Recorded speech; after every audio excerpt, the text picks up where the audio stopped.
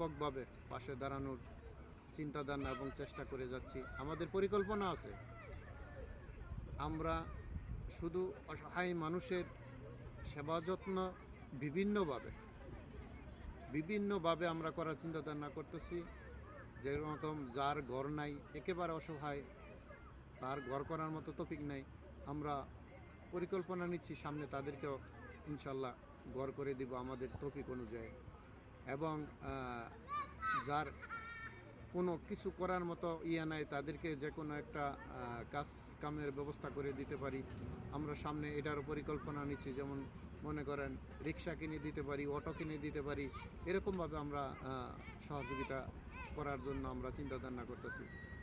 প্রিয় দেশবাসী, দেশ এবং দেশের বাইরে থাকা আপনারা সবাই আমাদের জন্য দোয়া করবেন, আমরা যেন আমাদের এই কাজে সঠিকভাবে এগিয়ে যেতে পারি, মানুষের কল্যাণে আমরা যেন কাজ করতে পারি।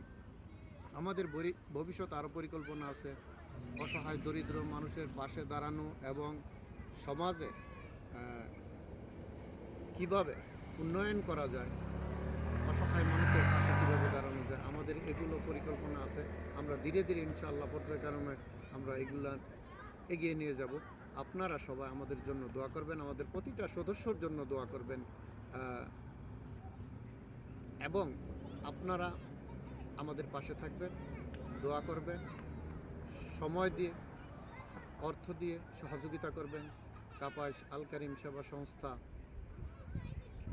অসহায় দরিদ্র মানুষের পাশে থেকে ইনশাল্লাহ এগিয়ে যাবে আপনাদের সবার সহযোগিতায়, সবার দোয়ায়। আপনারা সবাই দোয়া করবেন আমাদের সংস্থার জন্য, আমাদের সবার জন্য। কাপাস আল কারিম সেবা সংস্থা জিন্দাবাদ।